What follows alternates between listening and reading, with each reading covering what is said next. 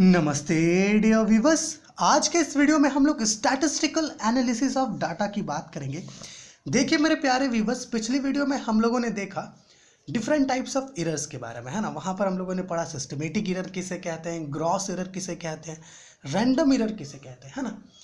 इन तीनों में से मेरे प्यारे व्यूवर्स, रैंडम एरर एक ऐसा एरर था जिसे हम लोग अवॉइड नहीं कर सकते। वहाँ पर हम लोगों ने ऐसा पढ़ा कि ये अनअवॉइडेबल एरर होता है, लेकिन एक्चुअली में मेरे प्यारे व्यूवर्स हम लोग इसे कुछ हद तक अवॉइड कर सकते हैं अगर हम लोग जो नंबर ऑफ रीडिंग्स हो उसे बढ़ा दें। अर्थात जो रीडिंग्स हम लोग ले रहे हैं अगर वो बहुत लार्ज हो, उस स्थिति में हम लोग उन सारे जो रीडिंग्स है, जो डेटा है, उसका हम लोग एक मैथमेटिकल एनालिसिस करके जो रैंडम एरर्स है उसे रिड्यूस कर सकते हैं कुछ हद तक। ओके, तो जो मैथमेटिकल एनालिसिस हम लोग करेंगे डाटा का, उसे ही हम लोग कहते हैं statistical analysis of data.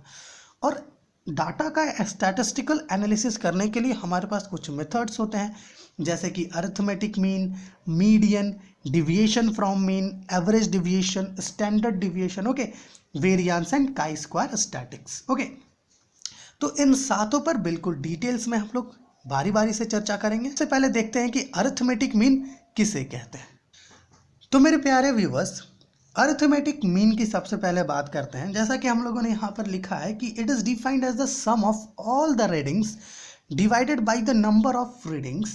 Okay, it is represented by x bar. Okay, देखिए होता क्या है मेरे प्यारे व्यूवर्स, आपके पास जितने भी रीडिंग्स गिवन है, आपको क्या करना है, उन सारे रीडिंग्स का सम लेना है और उसको क्या करना है, टोटल नंबर ऑफ रीडिंग से डिवाइड कर देना है। इसे ही हम लोग अरिथमेटिक मीन कहते हैं। या जनरली आप ऐसा कह सकते हैं कि जितने भी नंबर ऑफ रीडिंग्स गिवन है, आपको बस उनका एवरेज निकालना है। एवरेज को ही हम लोग अरिथमेटिक मीन कहते हैं। ओके, तो मैथमेटिकली अगर बात करें तो इस अरिथमेटिक मीन को हम लोग कैसे लिख सकते हैं, कुछ इस प्रकार से लिख सकते हैं mathematically. X bar that is arithmetic mean is equal to, मान लीजिए कि हमारे पास x1 x2 up to xn इतने नंबर ऑफ रीडिंग्स गिवन है, तो अरिथमेटिक मीन क्या होगा इन सब का, that is x1 plus x2 plus x3 plus up to xn, यहाँ पर प्लस दे दीजिए, divided by n। Okay, this is the arithmetic mean of xn या फिर n number of readings. Okay, आप चाहो तो इसे सिग्मा के फॉर्म में भी लिख सकते हो कुछ इस प्रकार से, sigma n is equal to 1 up to n xn divided by n। This is the arithmetic mean. मेरे प्यारे व्यूवर्स, अरिथमेटिक मीन के रिगार्डिंग एक दो तीन बहुत इंपॉर्टेंट पॉइंट्स हैं। जैसे कि मान लीजिए यहाँ पर n क्या है, ये नंबर ऑफ रीडिंग्स है ना। अब अगर ये नंबर ऑफ रीडिंग्स क्या हुआ, बहुत लार्ज हुआ, LARG, बहुत लार्ज, ठीक है, मान लीजिए कि नंबर ऑफ रीडिंग्स बहुत लार्ज है, तो इस स्थिति में मेरे प्यारे व्यूवर्स, जो अरिथमेटिक मीन हम लोग फाइंड करेंगे वो अरिथमेटिक मीन ट्रू वैल्यू के बहुत क्लोज होगा। क्या कहा हम लोगों ने कहा कि मान लीजिए कि जो गिवन नंबर ऑफ रीडिंग्स है हमारे पास वो बहुत लार्ज है, काफ़ी लार्ज है ना, डेटा काफ़ी लार्ज है। तो इस स्थिति में अगर आप अरिथमेटिक मीन निकालते हो, ठीक है ना, अगर आप अरिथमेटिक मीन एक्स पे बार निकालते हो तो इसका जो वैल्यू आपको मिलेगा वो ट्रू वैल्यू के बहुत क्लोज मिलेगा। ये सबसे पहला पॉइंट। दूसरा पॉइंट मेरे प्यारे व्यूवर्स, मान लीजिए आपके पास जो नंबर ऑफ रीडिंग्स गिवन है वो लार्ज है, काफ़ी लार्ज, तो इस स्थिति में मेरे प्यारे व्यूवर्स, सबसे पहली बात तो अरिथमेटिक मीन निकालना बड़ा डिफ़िकल्ट हो जाएगा, है ना, डिफ़िकल्ट हो जाएगा।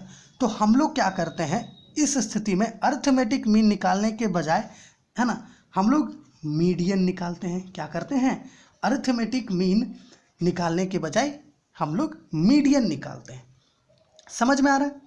जनरली देखिए, जब नंबर ऑफ रीडिंग्स लार्ज हो, ठीक है, तो अगर आप अरिथमेटिक मीन निकालते हैं तब तो जो वैल्यू आपको मिलेगा अरिथमेटिक मीन का वो ट्रू वैल्यू के बहुत क्लोज होगा, ठीक है ना। उन सारे डाटा में से कि कोई एक वैल्यू ट्रू होगा तो उस ट्रू वैल्यू के बहुत क्लोज आपको अरिथमेटिक मीन का वैल्यू मिलेगा। लेकिन generally large number of readings हो तो अरिथमेटिक मीन निकालना काफ़ी डिफ़िकल्ट होता है। तो उस स्थिति में हम लोग अरिथमेटिक मीन निकालने के बजाय हम लोग क्या करते हैं, मीडियन निकालते हैं। अब मीडियन क्या होता है, देखिए, मीडियन निकालने के लिए हमें सबसे पहले इसके दो पार्ट्स को समझना होगा। एक तो नंबर ऑफ रीडिंग्स अगर इवन है और दूसरा अगर नंबर ऑफ रीडिंग्स ऑड है, दोनों के लिए डिफरेंट फॉर्मूलाज होते हैं। देखिए इसके लिए हमें ऐसा कंसिडर करना होगा कि मान लीजिए कि हमारे पास कुछ नंबर ऑफ रीडिंग्स गिवन है, कुछ large number of readings x1 x2 x3 okay up to xn, इतने नंबर ऑफ रीडिंग्स हमारे पास गिवन है। अब सबसे पहले तो हमें क्या करना होगा, इन सारे रीडिंग्स को असेंडिंग ऑर्डर में लिखना होगा। क्या करना होगा, जो भी रीडिंग्स आपके पास गिवन है उन रीडिंग्स को पहले आप असेंडिंग ऑर्डर में लिख लीजिए। असेंडिंग ऑर्डर बोले तो आपको क्या करना होगा, छोटे से बड़े को लिखना पड़ेगा।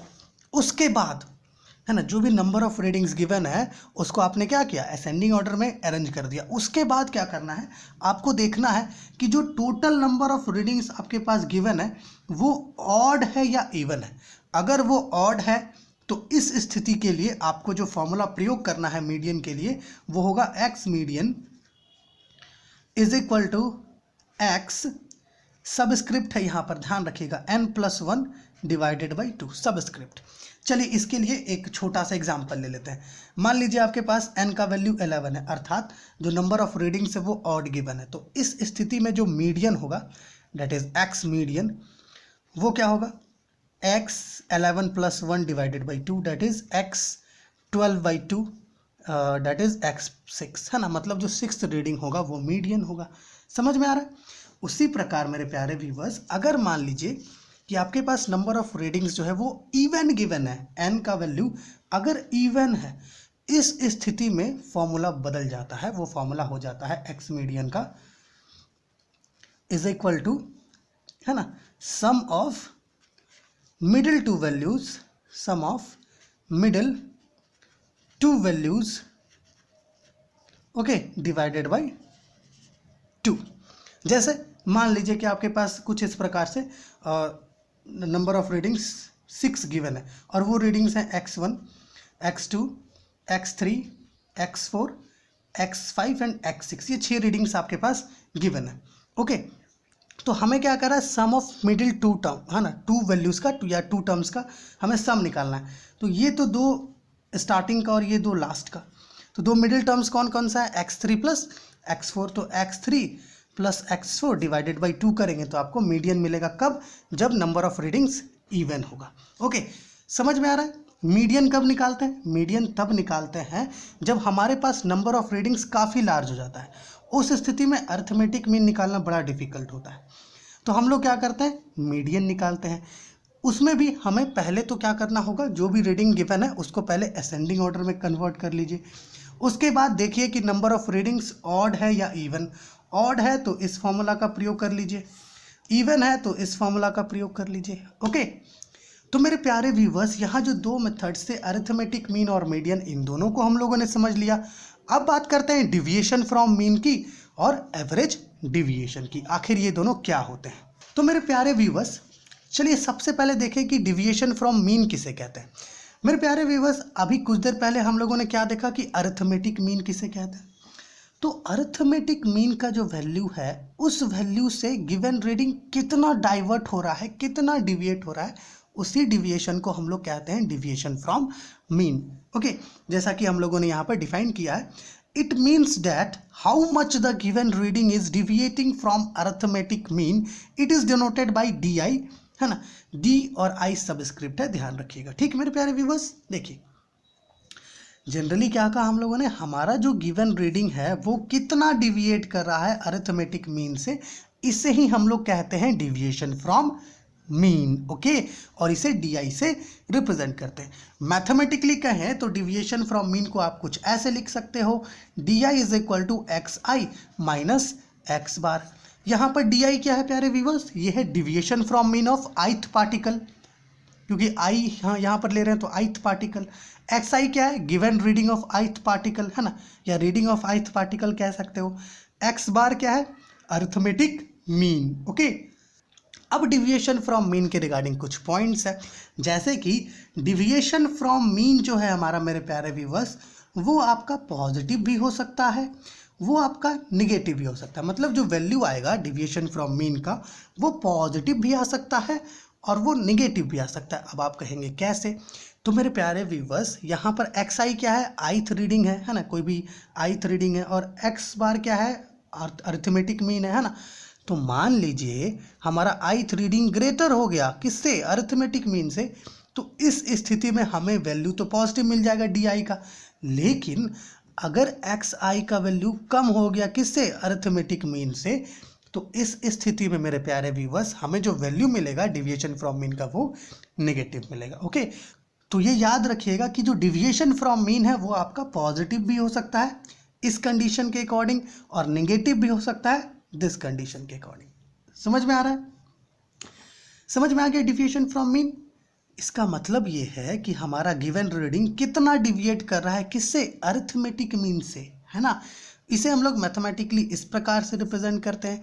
साथ ही साथ डिविएशन फ्रॉम मीन पॉजिटिव और नेगेटिव भी हो सकता है। ठीक, अब चलिए आगे बढ़ते हैं और देखते हैं कि एवरेज डिविएशन किसे कहते हैं। एवरेज डिविएशन मेरे प्यारे व्यूअर्स, अभी हम लोगों ने डिविएशन फ्रॉम मीन की बात की, तो डिविएशन फ्रॉम मीन का जब मतलब अगर आप हर एक पार्टिकल का डिविएशन निकाल लो कि वो अरिथमेटिक मीन से कितना डिविएट कर रहा है, और उन सारे डिविएशंस का जब आप एवरेज निकालोगे तो आपको एवरेज डिविएशन मिलेगा, है ना। जैसे कि यहाँ हम लोगों ने लिखा है, it is defined as the sum of the absolute values of D I deviation divided by the number of readings. It is represented by capital D bar. Okay, समझ में आ रहा है हम लोग क्या कह रहे हैं? हम लोग ये कह रहे हैं कि अभी हम लोगों ने देखा कि डिविएशन फ्रॉम मीन क्या होता है। अगर हम लोग हर एक रीडिंग का डिविएशन निकालें और सारे डिविएशंस का सम करके उनको नंबर ऑफ रीडिंग से डिवाइड कर दें, तो जो टोटल वैल्यू हमें मिलेगा that is called the average deviation. Okay, और एवरेज डिविएशन को मैथमेटिकली हम लोग कैसे रिप्रेजेंट करते हैं मेरे प्यारे व्यूवर्स? कुछ इस प्रकार से, डी पे bar is equal to sigma mod D I by N. अब यहाँ पर समझिएगा थोड़ा सा बात, डी आई क्या होता है? पॉजिटिव भी होता है और नेगेटिव भी होता है, लेकिन जब भी आप एवरेज डिविएशन निकालोगे उस स्थिति में डिविएशन को कभी भी नेगेटिव मत लीजिएगा, हमेशा पॉजिटिव लीजिएगा, क्योंकि यहाँ पर मॉड डी आई है, ठीक है ना। मॉडुलस में नेगेटिव को भी पॉजिटिव कन्वर्ट कर दिया जाता है। समझ में आ गया? एवरेज डिविएशन क्या होता है, डिविएशन फ्रॉम मीन क्या होता है, ठीक है। इसको अगर आप समझना चाहते हैं तो चलिए मान लेते हैं कि हमारे पास 4 रीडिंग्स गिवन है, 1 2 3 4, ये 4 रीडिंग्स हमारे पास गिवन है। अब अगर आप इसका निकालते हैं, अरिथमेटिक मीन निकालते हैं, तो कितना आएगा? 4 3 कितना हो गया?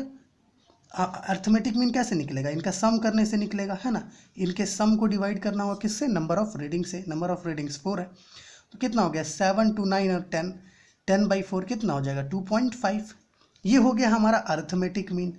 अब निकालते हैं फर्स्ट रीडिंग का डिविएशन कितना होगा? फर्स्ट रीडिंग कितना है? 1, और हमारा अरिथमेटिक की मीन कितना है? 2.5, तो डिविएशन कितना हो रहा है? -1.5, है ना। दूसरा रीडिंग क्या है? 2, और अरिथमेटिक मीन क्या है? 2.5, तो कितना डिविएशन हो रहा है? हमारा डिविएशन हो रहा है 0.5 का, नेगेटिव में, है ना। तीसरा है D3 जो डिविएशन होगा, तीसरा क्या है हमारा? 3 है, और अरिथमेटिक मीन क्या है? 2.5, तो क्या हो जाएगा? 0.5 पॉजिटिव में। D4 निकालोगे तो कितना होगा? 4 - 2.5, डेट इज कितना हो जाएगा यहाँ पर? 1.5। ओके, तो देख रहे हैं डिविएशन फ्रॉम मीन क्या हो रहा है? पॉजिटिव भी आ रहा है और नेगेटिव भी आ रहा है। उसी प्रकार जब ये सारे डिविएशंस का आप क्या करोगे, एवरेज निकालना चाहोगे, तो कुछ ऐसे निकालिए, 1.5 + 0.5 + 0.5 + 1.5, है ना। यही 4 डिविएशंस है, divided by 4 number of reading से। अब आप कहिएगा सर यहाँ तो 2 नेगेटिव में, तो यहाँ पर मॉड है ना, तो हम लोग क्या करेंगे? नेगेटिव को पॉजिटिव ले लेंगे, तो वैल्यू यहाँ पर हो जाएगा आपका 4 डिवाइडेड बाई 4। देखिए 1.5 एंड 1.5 कितना हो गया? 3 हो गया। 0.5 और 0.5 कितना हो गया? 1, 3 + 1 4, तो यहाँ पर आपका एवरेज डिविएशन कितना आ गया? 1 आ गया। समझ में आ रहा है कि डिविएशन फ्रॉम मीन किसे कहते हैं और एवरेज डिविएशन किसे कहते हैं? ओके, अब चलिए बात करते हैं हम लोग स्टैंडर्ड डिविएशन और वेरिएंस की, और फिर थोड़ा सा काई स्क्वायर स्टैटिक्स के बारे में भी देखेंगे। तो मेरे प्यारे व्यूवर्स, अब बात करते हैं स्टैंडर्ड डिविएशन किसे कहते हैं। मेरे प्यारे व्यूवर्स, स्टैंडर्ड डिविएशन का डेफिनेशन हम लोगों ने यहाँ पर लिखा है कि it is defined as the square root of the sum of the individual deviations, okay, divided by the number of readings. क्या है यहाँ पर? Square root of the sum of the square of individual deviations. जो single deviations है, individual deviations जो है उनके square का सम, है ना, को जब हम लोग क्या करेंगे, डिवाइड करेंगे नंबर ऑफ रीडिंग से और फिर उसका स्क्वायर रूट लेंगे तो हमें स्टैंडर्ड डिविएशन मिलेगा। इस डिफिनेशन के अकॉर्डिंग ही हम लोग क्या कर सकते हैं, जो हमारा स्टैंडर्ड डिविएशन है इसे मैथमेटिकली हम लोग लिख सकते हैं।